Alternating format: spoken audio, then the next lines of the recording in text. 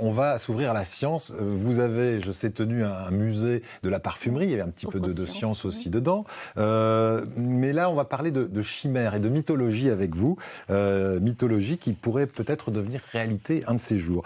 Quel est le principe de ces chimères? Alors, je vous avais dit qu'on reparlerait des chimères puisque j'avais fait des chroniques sur les greffes d'organes animaux chez l'homme. La chimère, c'est cet animal mythologique qui est une espèce de mélange entre plusieurs espèces animales. Et mi-homme, mi-animal. Non, mi-serpent, mi-cochon. On le voit actuellement. Là, c'est un animal mythologique très connu dans l'histoire.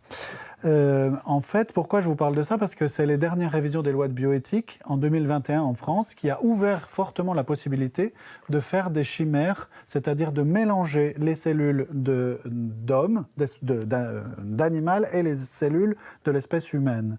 Jusqu'à présent, c'était très contrôlé et depuis l'évolution de la loi de bioéthique en 2021, ça se fait beaucoup plus facilement. Ça peut sauver des vies.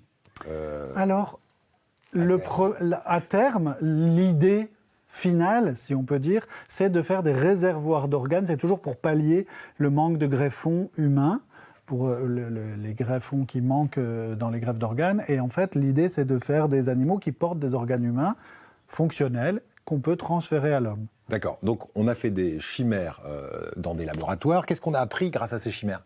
En fait, ça permet surtout d'apprendre des choses du développement. Et comme on l'a vu tout à l'heure, on doit utiliser pour ça des cellules souches. Les cellules souches, c'est les cellules qui sont embryonnaires et qui ont un caractère pas trop différencié et qui peuvent donner plusieurs styles d'organes.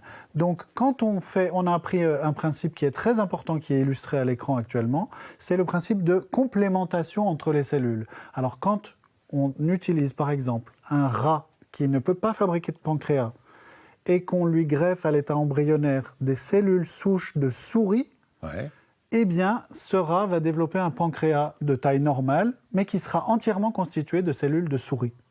Donc les cellules ont appris à cohabiter et à se développer harmonieusement pour reconstituer un organisme entier fonctionnel, alors qu'elles sont de deux espèces différentes. L'inverse marche aussi.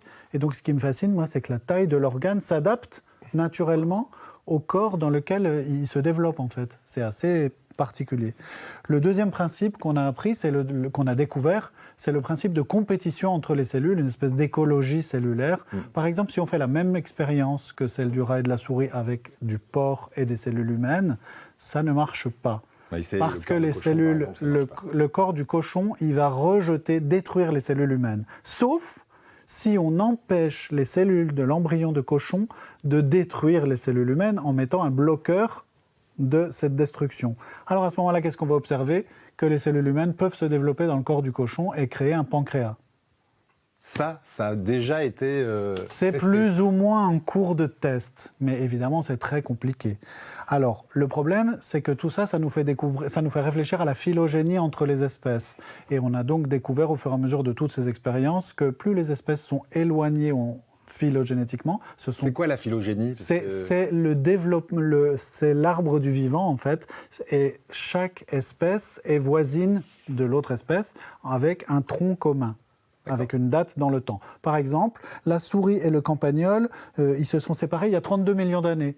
Eh ben, on peut faire des chimères entre la souris et le campagnol. Par contre, l'homme et le cochon se sont séparés il y a 95 millions d'années. Et ça explique la barrière entre ces deux espèces qui empêche pour le moment les cellules de se complémenter. D'être compatibles. Donc finalement, l'homme-cochon, c'est pas pour demain, mais peut-être pour après-demain? Alors évidemment, pour le moment, on est encore très très loin de cette chimère de fabriquer des organes humains dans des organismes animaux. Merci. La petite illustration d'homme-cochon qu'on a peut-être vu passer, j'ai pas surveillé, et évidemment une vue d'artiste. Donc c'est totalement, ça n'existe pas bien sûr. D'accord, oui, c'est pas souhaitable. Hein. Voilà. Peut-être un jour un musée des chimères, donc Marie, dont vous seriez conservatrice. Oui, déjà des choses à mettre. À voir. Marie